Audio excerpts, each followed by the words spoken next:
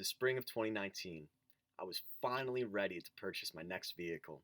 I knew the exact brand, the trim, the model, everything there was to know I found out online before taking a trip to my nearest Ford dealership.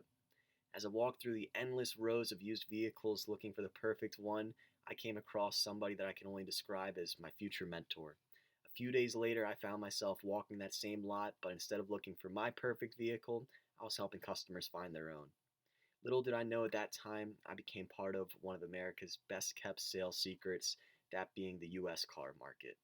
From '08 to 2019, they had an overall increase of 6 million used units, which in retrospect doesn't sound too exciting, but when you consider that the US stock exchange has an overall return of 9.9% over those same 10 years, it gives us a little perspective just how drastic that increase was. Today, I will be discussing the US car market as well as the impacts of COVID 19. In short, since year over year to now 2020 during the pandemic, we've seen an overall decrease of 41%. This really stems from 65% of manufacturers expecting delays in parts, technology, new released vehicles, and everything in between.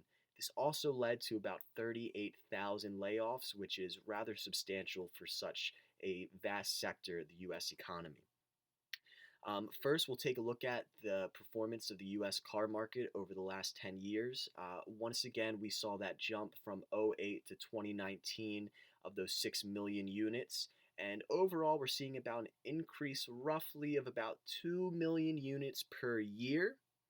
And once again, we have not seen a decline of this, that 41%, since '08, which is very, very crazy to say the least.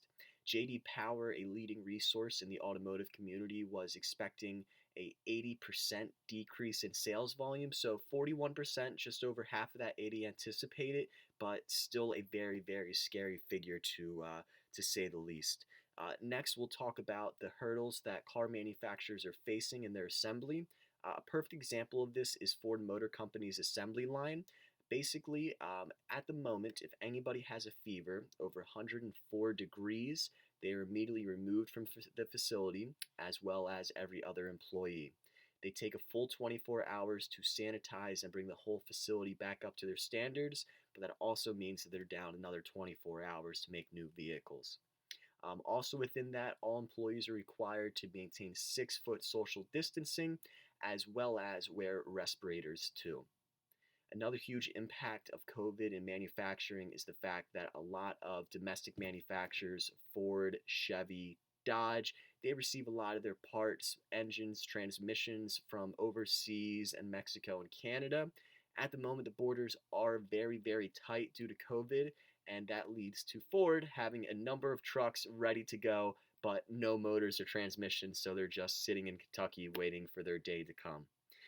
So very huge hurdles in that department for all manufacturers across the board, whether it be US or globally.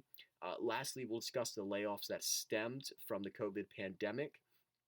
Basically, prior to COVID-19, there was 2 million Americans assembling vehicles in the US. Since then, it's all the way down to 950,000. So that number has already been cut in half. Outside of that 2 million assembling the vehicles, there's another 1.7 Americans closely associated with the US car market. They have jobs in there. And since then, they have seen about 38,000 layoffs in that sector as well. So, considering how large the car market is in the US economy, indicators like this can be rather scary to say the least. In conclusion, the car market was greatly affected by COVID 19, all the way from layoffs to production to sales across the board. It has had a huge impact to say the least. Um, I really did not know in spring of 2019 that I was going to be a part of this huge piece of history, but boy, was I excited to be a part of it.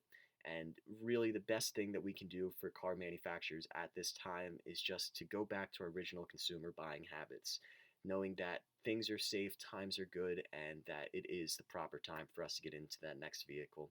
It's the biggest thing holding people back right now, and by taking that little step of faith and courage, it goes a long way in the US car market.